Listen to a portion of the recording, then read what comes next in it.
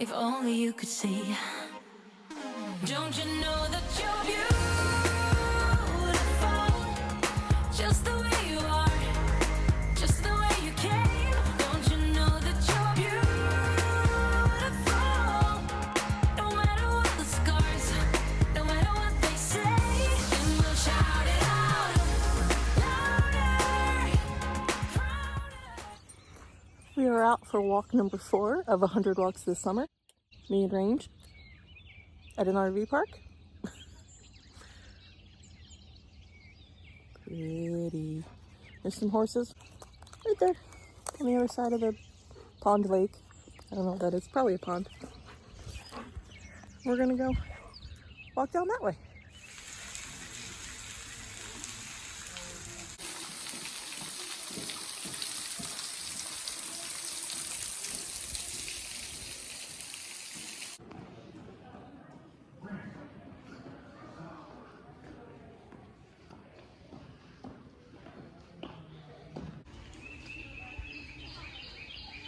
Right down there is the cave.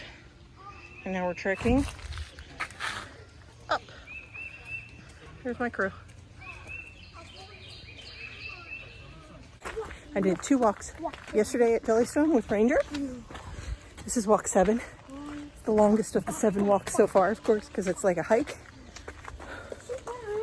Not like a hike, it is a hike. And we just walked around the caves, which is a 1/4 mile to get to it, 1/2 mile in, 1/4 mile back. And we're on that 1/4 mile back right now. Good morning, friends. Walking the doggy with Jackie. Now we're breaking camp, getting on the road. Today we have 285 miles. Say good morning, friends. He's not a morning person. I'm going for walk 9. 9! Almost into double digits. 3 weeks ago, I broke my toe. But I've been doing all my walks and all this travel with my broken toe because I am determined. And for the first week, my weight fluctuated by 4 pounds. I was like, oh, I lost weight. No, I didn't. Lost weight. No, I didn't. I wore sneakers when we walked around the caves because it was the safest thing. But man, it was starting to hurt my toe. All this walking was really starting to hurt my toe. So now I wear these Skechers that are like 4 years old. I probably got them from Target. I don't know. I've been wearing those to walk. Not the greatest of walking shoes, but my sneakers really hurt my toe. So, and I don't want to use that as an excuse not to walk. So I'm doing it.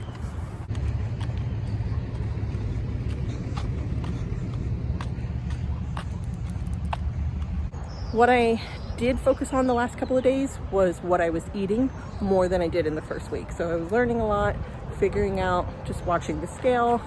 We're also on the road. It's a little bit harder to like eat really well. Or like in the mornings I didn't have a bagel. I would have a piece of fruit with my coffee. And hopefully I'll see that number go down to represent the way that I'm feeling.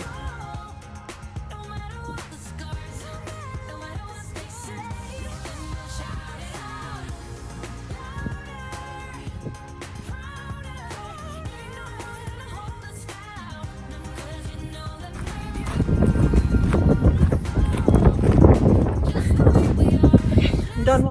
It's been easier to walk on this trip than it is at home. I guess because I don't make it as much of a priority at home. So I'm hoping on this trip that it's really starting to cement a daily habit. It's really for me just about making the time. I could walk before Andy goes to work. I just don't. I did it once, but I think that it could be my habit is to walk before Andy goes, because starting the day with these walks has been great for my mood. I feel good physically. But I do want to talk about the scale for a second. And it matters most about how you feel. I'm feeling better, I'm eating better, I'm tracking my weight, I'm tracking my food, I'm tracking my calories. I'm trying to operate at a caloric deficit. I'm becoming cognizant of exactly what I was eating before and how dense calorically the food was. So I'm trying to make different options each day, and when I can't make a different option and I'm starving and I just didn't pack a lunch and we're doing fast food, I'm trying not to beat myself up. I'm trying to make a smart choice and drink water and just deal on those days. Because when you're traveling, it's a lot harder. It'll be easier when I'm at home, I think. So I am trying to just perpetually educate and stay positive, because I am feeling a little bit of a drag that about the scale. This is gonna sound silly, but I feel like my legs are stronger, my butt is tighter, my waist, the pants in my waist fits a little bit better and less like roly-poly. So I feel like I'm at the precipice of when the scale is going to start to shift. Here's what I did notice on the scale. The first 7 days, my weight went boom, boom, boom, boom, boom, up and down all over the place. At first I thought I lost 1.5 pounds. Then I thought I lost 4 pounds and I was like, yeah, this is working. And then it went right back up to where I was at 206. Sorry, it's windy today. And I got a little defeated. Like, how did I just gain all that weight back when I'm walking every day and I'm changing what I'm eating? And I got a little defeated. And then I read all the articles in Noom for Noom 101 and Noom 102. They are not sponsoring this video. I'll leave a link for a free trial below, but they are not sponsoring this video. I love that in the last walking video I shared, there were a lot of comments of you guys who already used Noom successfully and lost weight, and that was so motivating for me. So I'm gonna keep going. I paid for my own plan, I'm doing it. So in Noom, you track your weight every day. At first, I was apprehensive about this because I was like, oh God, I don't want to sit on this scale. I don't want to get on this scale every day and be reminded.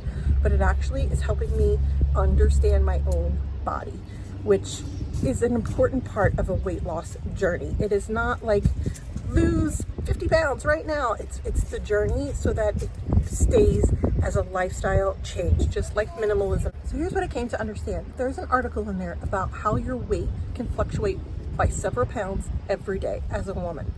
If you track your weight or do this yourself, you already know how much your weight can fluctuate day to day. Water intake affects it, salt intakes, carbohydrates, the amount of fat. A lot of what you chose the last couple of days is going to affect how you weigh each day. And understanding that in the first 7 days helped me mentally get over the fact that my weight was bounced between 1 and 4 pounds day to day. Now, for the last 5 days, I have leveled off the same weight every day, 205.6. Don't love the number, not beating myself up about it, doing something about it. But what that tells me is that I have now found a balance with my food where the salt and fat and carbohydrates is not causing a major fluctuation, and the water, and I've been drinking more water, of course. So by doing that, it's leveled off my weight to, and it'll still fluctuate because I'm a woman and hormone, and hello, menopause in my 40s. So anyway, the weight is still going to fluctuate and I'm ready to accept that. I'm ready to deal with that. But I feel like I've leveled off at a number where I'm like, okay, this is my number. This is what I'm trying to start with. I'm hoping to see that start to go down over the next couple of weeks as I increase the amount of time that I'm walking. I feel better. I talked about how I'm ditching the excuses and the doubt in the last walking video, and I'm going to continue to do that. It is a choice. Good morning, walk 11. I'm up and at 'em with the sun today. Taking Ranger for a walk. I weighed myself this morning. I haven't lost any weight, 206.6. I'm going to keep going because I feel better. Back in my sneakers because my flip-flops gave me blisters on the inside of my foot in the side strap. So, well, of course they did, Erica. They're flip-flops. My goal with this summer, with these 100 walks, is to be able to tie my shoes again. I cannot bend over and tie my shoes. I tried pulling my leg up to my hip while sitting to tie my shoes. I can't do that. I tried squatting down to get to the shoes, bring the body down to the shoes, and I couldn't hold the squat. Here's the thing about the inner voice. I can really let mine take over, and she's very mean. And one of the things that stopped me in the past is saying, if you don't do 45-minute walk, why bother? Like, if you can't go all, then do nothing. And so I'm beating that down, and I have to say it's working, because just counting walks, not counting distance and not counting walking time, is really, really helping me, because it's a success. Whether it's been 5 minutes or 45 minutes, I count them as my part of my 100, and that's been motivating to me to keep going, which is awesome. Recognizing when the inner voice isn't doing you any good is something that my health coach taught me.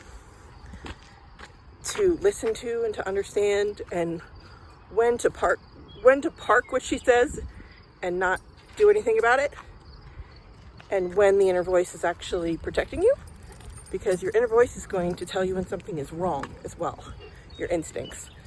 So how to listen to the inner voice is a journey unto itself. It's amazing what a nice long walk can do for your mood. I decided that I was waiting for the scale to change because it seems to be some source of validation for this work that I'm doing. Like, I need those results. But the results are already visible physically for me. My clothes feel better, I feel better, I have more energy, my mood is better. Those are all viable results of success. I asked myself as I continued to walk this morning, would I quit?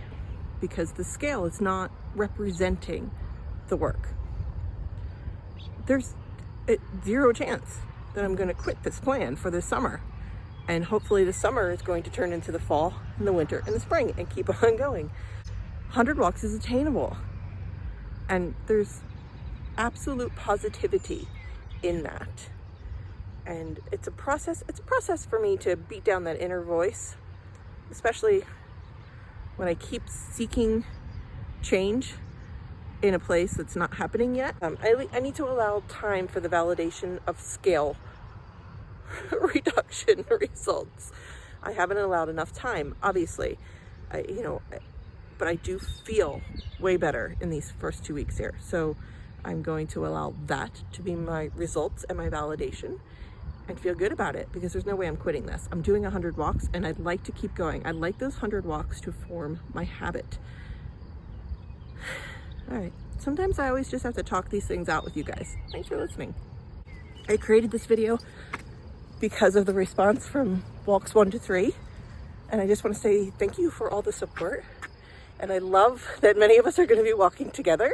Range and I just finished walk number 12. And I'm feeling really, really good. I took 2 days of rest and just played with the kids. We visited with friends while we're here in Colorado and just enjoyed the day. And this morning I woke up and I felt like I hadn't walked in 2 days and I wanted to walk. And that feeling is very motivating and energizing. One of my friend followers, Olga, thank you Olga, sent me this 100th walk chart. She made it for me. How cute is it? And I can fill it out. So I put this up on my website for free for everybody. The link will be in the description box. I know many people are actually joining in this walking 100 walks this summer. So there's a printable for free. Thank you, Olga, putting it out in the universe, putting it out in the world for the rest of us. And I'm gonna go fill in number 12. No matter what they say, we'll shout it out. Please subscribe and join our family here online. See you in the next video.